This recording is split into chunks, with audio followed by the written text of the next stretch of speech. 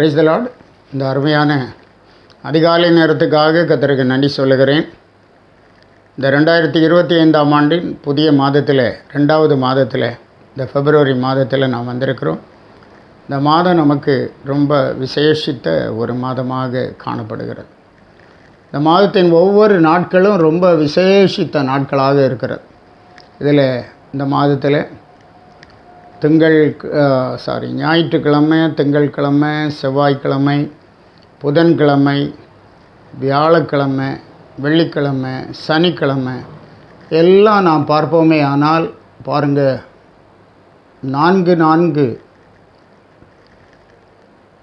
4 வாரங்கள், 4 Sundays, 4 Mondays, 4 Saturdays என்று ஆண்டவர் இந்த மாதத்தில் நமக்கு தந்திருக்கிறார். அவ்வளோ விசேஷமாய் கர்த்தர் இந்த மாதத்தை நமக்கு கொடுத்திருக்கிறார். சாதாரணமாக இப்படி வருவதில்லை.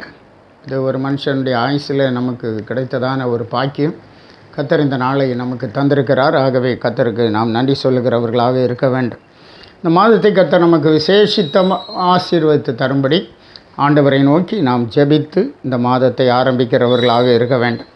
இந்த வேளையில் நம்முடைய சிந்தனைக்காக 2 நாளாகமம் 29வது அதிகாரம் 24வது வசனம். சகல பிரபுக்களும் பராக்கிரமசாலிகளும் தாவீது ராஜாவினுடைய சகல குமாரரும் கூட ராஜாவாகிய சாலமோனுக்கு அடங்கி இருந்தார்கள். சகல பிரபுக்களும் பராக்கிரமசாலிகளும் தாவீது ராஜாவினுடைய சகல குமாரரும் கூட ராஜாவாகிய சாலமோனுக்கு அடங்கி இருந்தார்கள். இது ரொம்ப விசேஷமான ஒரு காரியம். தாவீதுக்கு அடங்கி இருப்பார்கள் என்றால் அவன் குமாரர், அவனுடைய பிரபுக்கள், அவனால் நியமிக்கப்பட்டவர்கள், இன்னும் அவனுடைய பராக்கிரமசாலிகள், தாவீதோடு யுத்தத்தில் நின்றவர்கள். அது நார்மல். ஆனால் இங்கே பார்க்கும்போது சாலமோனுக்கு அடங்கி இருந்தார்கள் என்று சொல்லப்பட்டிருக்கிறது. அது கர்த்தர் கொடுக்கிற ஒரு விசேஷித்த கிஃப்ட் என்று பார்க்கிறோம்.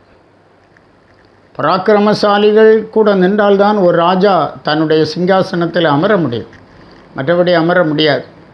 பிரபுக்கள் கூட நிற்க வேண்டும்.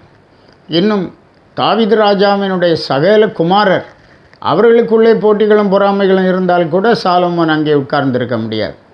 ஆனால் எல்லாரும் சாலமோனுக்கு அடங்கி இருக்கும்படி கர்த்தர் அங்கே கிருபை தந்தார். ஆம், அருமையான தேவ பிள்ளைகளே, அது எவ்வளவு சமாதானத்தையும் சந்தோஷத்தையும் சாலமோனுக்கு மாத்திரமல்ல, அங்குள்ள ஒழுங்குகளை பார்க்கிறவர்களுக்கும் கூட ஏற்படுத்தி இருக்கும் என்கிறத நாம் சற்று சிந்தித்து பார்க்க வேண்டும். இந்த அருமையான இந்த நாளிலும் கூட நமக்கும் இவ்விதமான ஆசீர்வாதங்கள் உண்டாக வேண்டும். இன்றைக்கு அநேக குடும்பங்களை பார்க்கும்போது கீழ்ப்படிதல் இல்லை. பெற்றோர் சொன்னால் பிள்ளைகள் கீழ்ப்படுகிறதில்லை, அக்கா சொன்னால் தம்பி கேட்கறதில்லை, அண்ணன் சொன்னால் தங்கச்சி கேட்கறதில்லை, எங்கு பார்த்தாலும் கீழ்ப்படியவில்லை. சண்டே ஸ்கூல் எடுத்தால் கூட கீழ்ப்படியவில்லை. அதைத்தான் இந்த நாட்களில் நாம் பார்க்க முடிகிறது, கேட்க முடிகிறது. ஆனால் இந்த மாதத்தில் கர்த்தர் உங்கள் ஒவ்வொருவருடைய குடும்பத்திலும் நீங்கள் வேதனைப்படக்கூடிய இப்படிப்பட்ட சூழ்நிலைகள் ஏற்படாதபடி பாதுகாத்து கொள்ளும்படி நாம் ஆண்டவரை நோக்கி நாம் ஜெபிப்போமாக. இந்த தாவீதனுடைய அனுபவத்தில் நாம் படிக்கிறோம். 2 சாமுவேல் 22ஆம் அதிகாரம் 45வது வசனத்தில், அந்நியர் இச்சகம் பேசி எனக்கு அடங்கி என் சத்தத்தை கேட்டவுடனே எனக்கு கீழ்ப்படுகிறார்கள். அந்நியர் இச்சகம் பேசி எனக்கு அடங்கி என் சத்தத்தை கேட்டவுடனே எனக்கு கீழ்ப்படுகிறார்கள் என்று தாவீது என்று பாருங்கள் அங்கே சொல்கிறத நம்ம பார்க்கிறோம். தாவீது அவனுடைய எல்லா சத்துருக்களுடைய கைக்கும் நீங்களாக்கி பாதுகாக்கப்பட்டான். சவுலின் கைக்கும் நீங்களாக்கி பாதுகாக்கப்பட்டான். அப்போது அவன் பாடினது தான் இந்த சங்கீதம் என்று பார்க்கிறோம். என்ன சொல்லுகிறான் பாருங்கள். அந்நியர் இச்சகம் பேசி எனக்கு அடங்கி என் சத்தத்தை கேட்டவுடனே எனக்கு கீழ்ப்படுகிறார்கள்.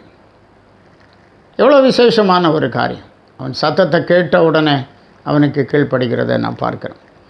இன்னும் கூட நாம் சங்கீதம் 18:39வது வசனத்திலும் பார்க்க முடிகிறது. யுத்தத்திற்கு நீர் என்னை பலத்தால் இடைகட்டி என்மேல் எழும்பினவர்களை என் கீழ் மடங்க பண்ணினீர். இன்றைக்கு we are doing a spiritual war. ஒரு ஆவிக்குரிய யுத்தம் நடந்து கொண்டிருக்கிறது.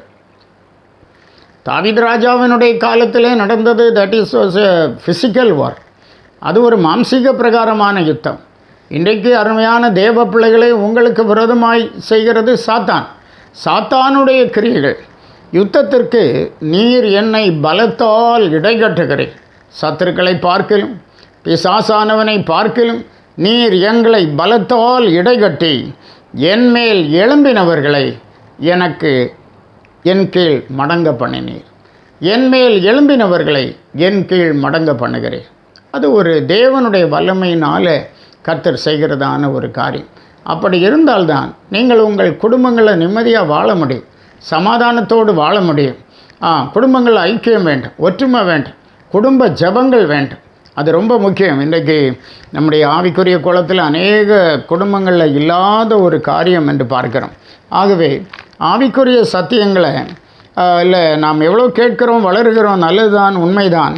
ஆனாலும் வீட்டில் நீங்கள் பிள்ளைகளோடு சேர்ந்து குடும்ப ஜெபம் பண்ணவில்லை என்று சொன்னால் அது தேவனுடைய பார்வையிலே சரியாக இருக்காது.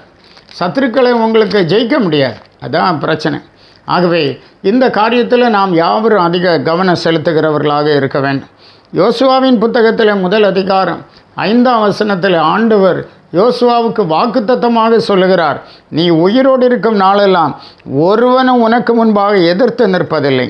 நான் மோசையோடு இருந்தது போல உன்னோடும் இருப்பேன். நான் உன்னை விட்டு விலகுவதும் இல்லை, உன்னை கைவிடுவதும் இல்லை என்று சொல்லுகிறார். நீ உயிரோடு இருக்க நாளெல்லாம் ஒருவனும் உனக்கு முன்பாக எதிர்த்து நிற்பதில்லை.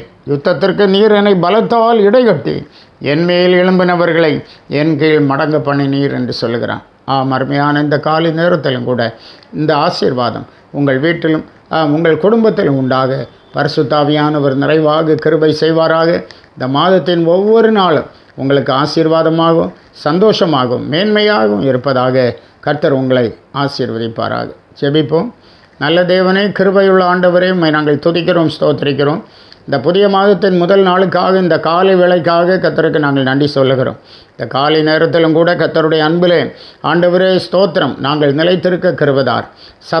என் சத்ரு என்மேல் ஜெயங்கொள்ளாததினால் நீர் என்மேல் பிரியமாக இருக்கிறீர் என்று அறிவேன் என்று பக்தன் சொல்லுகிறான். ஆண்டவரே, அதுபோல ஆண்டவர் இந்த மாதத்தில் சத்ரு ஜெயம் எடுத்து விடாதபடிக்கு என் ஆண்டவர் உம்முடைய பிள்ளைகள் ஒவ்வொருவரையும் அற்புதமாய் பாதுகாத்து கொள்ளும்படியாக ஜெபிக்கிறோம்.